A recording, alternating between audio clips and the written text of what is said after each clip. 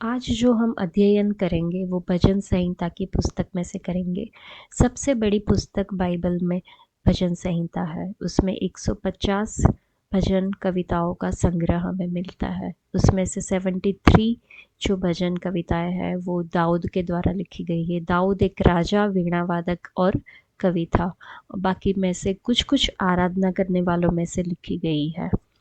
ये जो भजन संहिता की पुस्तक है वो 5 खंडों में विभाजित की गई है। उसमें हर एक खंड के आखिरी में एक वचन जो है वो हमें मिलता है। वो हर खंड में आखिरी के वचन में एक समान लिखा है कि अंतिम में इस्राएल का परमेश्वर यहोवा आदि से अनंत काल तक धन्य है, आमीन और फिर आमीन। ऐसे हम वहाँ पे हर एक 5 खंड के अंत में पढ़ सकते हैं। इसमें से जो बहुत सारी कविताओं में से हम देखें तो मूल रूप से उसमें 2 श्रेणी में हम बाँट सकते हैं। एक है कि विलाप की कविता और एक है स्तुति की कविता। अगर विलाप की कविताओं का हम अध्ययन करेंगे आगे आने वाले दिन में तो वहाँ पे पीड़ा और क्रोध की भावना हम देख सकते हैं कि जब वो जिसने भी वो कविता लिखी है, विलाप की कविता, वो जब इस संसार में थे, इस पृथ्वी पे थे, तो उनके आसपास कितना दुख था, पीड़ा थी, उनके अंदर जो क्रोध था, वो सारी भावनाएं उन्होंने अपनी कविता में डाली है। उसको हम विलाप की कविताएं कह सकते हैं। और दूसरी जो एक श्रेणी है वो है स्तुति की कविता। स्तुति की कविता में हम आनंद, उत्सव और एक खुशी का जो है वो हम वहाँ पे देख सकते हैं कि जो जिसने भी वो कविता लिखी है, स्तुति की कविता, उनके अंदर आनंद, उत्सव, धन्यवाद की भावनाएं वहाँ पे हम देख सकते हैं। जब वो इस संसार में थे, पृथ्वी में थे, तो उन्होंने परमेश्वर के कार्य को देखकर आनंद मनाया। किस तरह से उन्होंने अपने शब्दों में बयां किया, किस तरह से उन्होंने परमेश्वर का धन्यवाद किया, वो सारी बातें हम स्तुति की कविताओं में देख सकते हैं। तो आज हम जो एक अध्ययन करेंगे वो है 8वां भजन, जो कि भजन संहिता में है। 8वें नंबर का जो भजन है वहाँ पे लिखा हुआ है कि हे यहोवा हमारे प्रभु, तेरा नाम सारी पृथ्वी पर क्या ही प्रतापमयी है। तूने अपना वैभव स्वर्ग पर दिखाया है। तूने अपने बेरियों के कारण बच्चों और दूध पियाओं के द्वारा सामर्थ की नींव डाली है, ताकि तू शत्रु और पलटा लेने वालों को रोक रखे।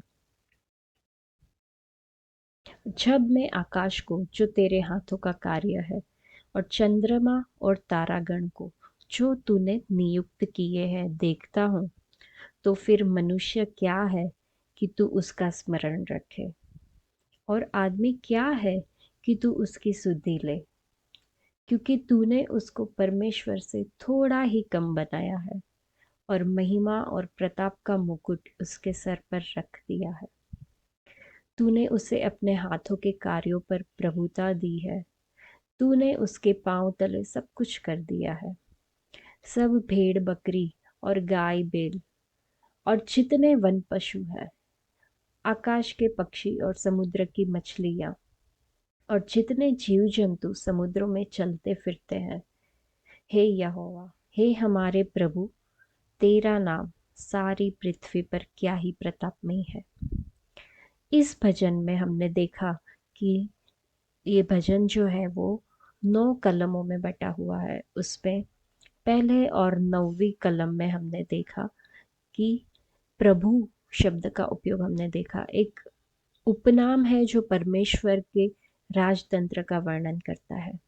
बाकी पूरा भजन ये बताता है कि परमेश्वर किस प्रकार मनुष्य के साथ अपनी सामर्थ्य को बांट के शासन करता है।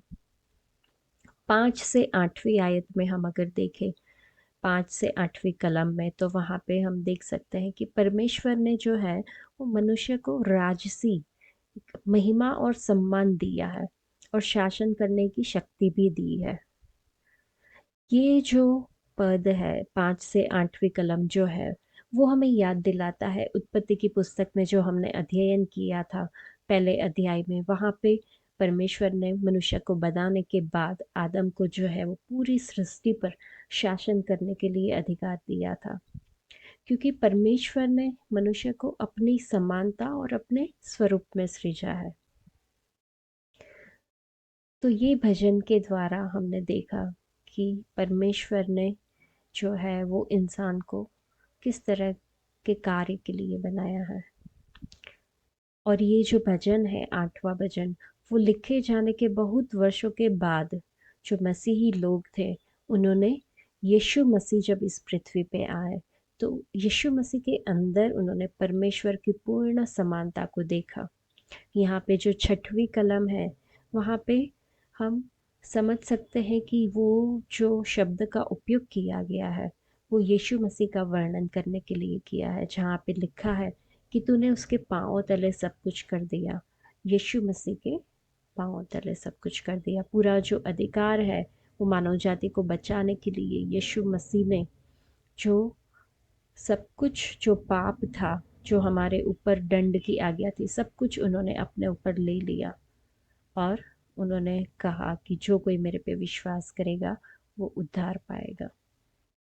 तो ये जो भजन है, 8वां भजन, वो परमेश्वर की महिमा और मनुष्य के गौरव के लिए है। और ये प्रधान बजाने वालों के लिए है, जहाँ पे हम देख सकते हैं कि ये दाऊद के द्वारा भजन लिखा गया था। तो आज की वीडियो में बस इतना ही। प्रभु आप सबको आशीष दे। धन्यवाद।